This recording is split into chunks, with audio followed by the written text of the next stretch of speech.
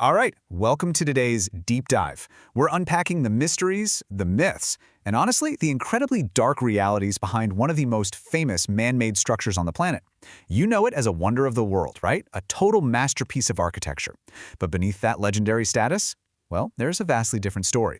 We're talking ruined empires, unimaginable human suffering, and a massive, almost unbelievable strategic irony. Let's dissect exactly how and why this colossal monument was actually built, and the secrets it's still hiding.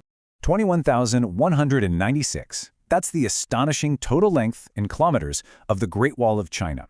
And it's not just one continuous straight line, like a lot of people think. It is this sprawling, mind-bending network of parallel and scattered sections. It weaves its way through jagged mountains, over completely barren deserts, across rushing rivers, all the way out to the sea. The sheer magnitude of its footprint is, honestly, it's almost impossible to wrap your head around. And to pull off that mind-boggling scale, it took a staggering 2,000 years to construct. Yeah, 2 millennia. This wasn't just the pet project of one ambitious ruler. Multiple Chinese empires and dynasties literally poured their wealth, their natural resources, and their people into this singular vision, generation after generation, century after century. But that obsession came with a horrifying, truly devastating cost. 500,000. That is the estimated number of laborers who lost their lives building this monument. 500,000 souls. When you hear that number, suddenly this awe-inspiring architectural wonder takes on a very dark, incredibly somber reality. Okay, let's dive into this. To truly grasp the history, we first need to understand the geography. Section 1, the Stone Dragon Scale. If 21,000 kilometers is kind of hard to visualize, think about it like this. Imagine walking all the way from Kashmir in the far north of India, straight down to Kanyakumari at the southern tip, and doing a round trip. Now, imagine doing that entire round trip 3 times over. That is the equivalent distance of the Great Wall. It stretches all the way from icy deserts straight to the Yellow River, traversing these incredibly sheer cliffs and deep valleys along the way. Because of that brutal, unforgiving terrain, almost nobody has ever traversed the entire thing on foot. But fascinatingly enough, there is one major exception. Back in 1985, an explorer named Yao Huiding and 2 of his friends actually set out to hike the wall from end to end. It took them 510 days. That's about 17 grueling months to complete the journey. To this day, they are literally the only people known to have successfully walked its entire length. As it undulates over these wild mountain ridges, the wall looks remarkably like a waving dragon. Actually, local legend says that thousands of years ago, a mythical dragon traced the path from the sky, and the workers just followed its route on the ground to build it. In Chinese culture, the dragon is this powerful symbol of energy, divine protection, wisdom, and life-giving water. So the wall was seen as the physical embodiment of that dragon, this grand, sprawling barrier holding back evil and preserving order. But moving past the myths, what was the actual historical catalyst? That brings us to Section 2, Origins of the Wall. What actually drove the Chinese to start building this massive structure over 2,000 years ago? Well, it basically comes down to a massive clash of civilizations. Around 2,000 to 2,500 years ago, you had the people of the Shanxi province. These were settled agricultural farmers relying heavily on the fertile lands near the Yellow River. But right outside their borders lay the vast, completely barren deserts of Mongolia, Manchuria, and Xinjiang.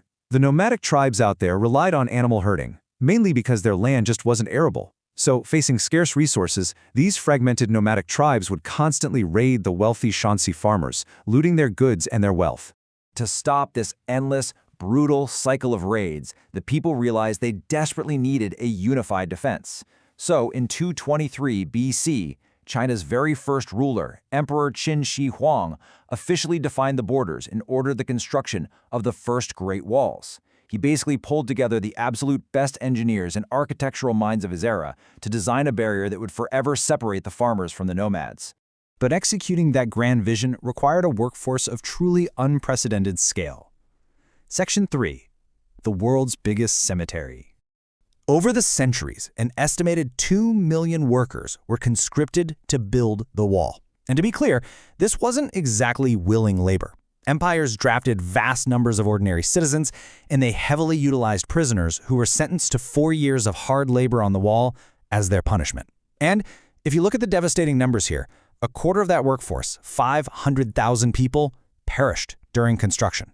So the crucial point is understanding exactly how they died. Workers were forced to endure grueling 16 to 18-hour workdays, often without a single chance to return home for years at a time. They were working on impossibly steep, treacherous cliffs and in super dense forests. Cruel rulers provided barely enough food for them to survive. Laborers died of starvation, they succumbed to freezing temperatures, or they suffered fatal falls right into the ravines below.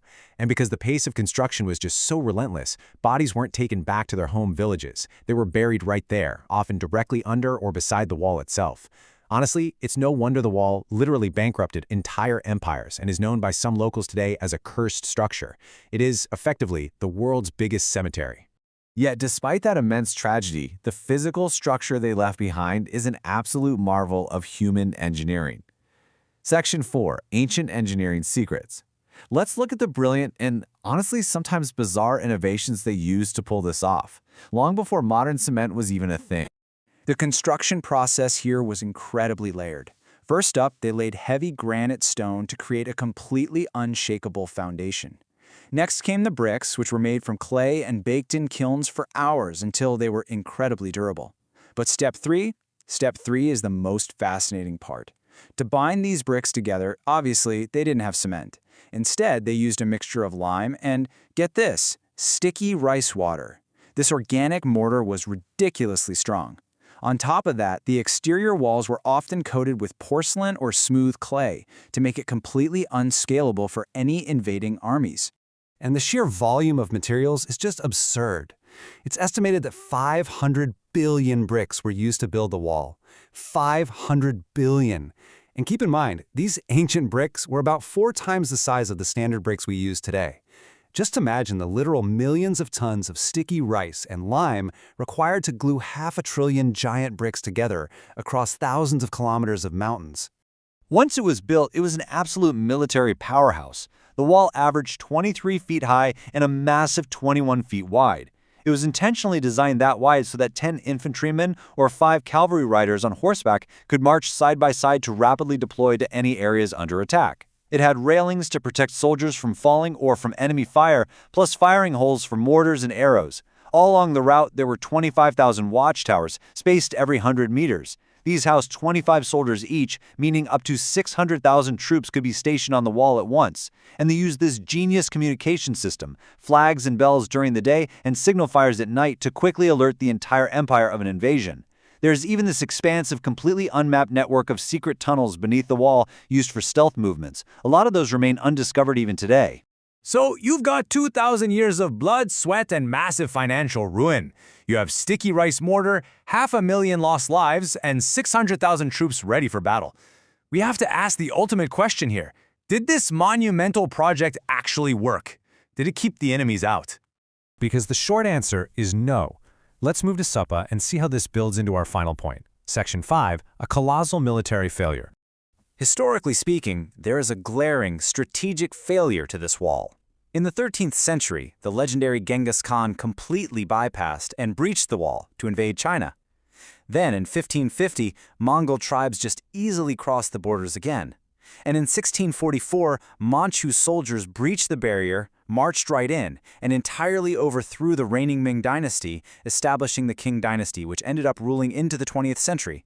During much of this time, Mongolia actually became part of the Chinese Empire, which basically rendered the wall completely obsolete as a border defense anyway. The world's most formidable invaders simply walked through or around the greatest wall ever built. It actually wasn't until the 20th century that it saw any significant military use again.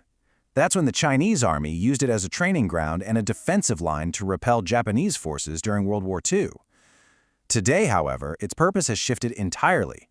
It is no longer a military installation, but rather China's greatest cultural asset and tourist marvel, drawing well over 10 million wide-eyed visitors every single year. Which leaves us with this incredibly powerful paradox. A wall built to keep enemies out failed its primary mission, yet succeeded in becoming a permanent, indestructible symbol of history. The Great Wall really is the ultimate paradox.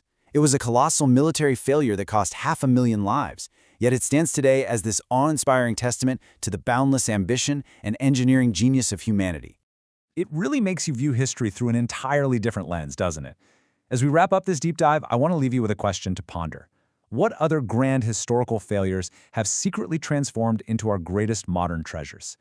Thank you for exploring the Stone Dragon with me today. Keep asking questions, keep looking past the surface, and I'll catch you in the next exploration.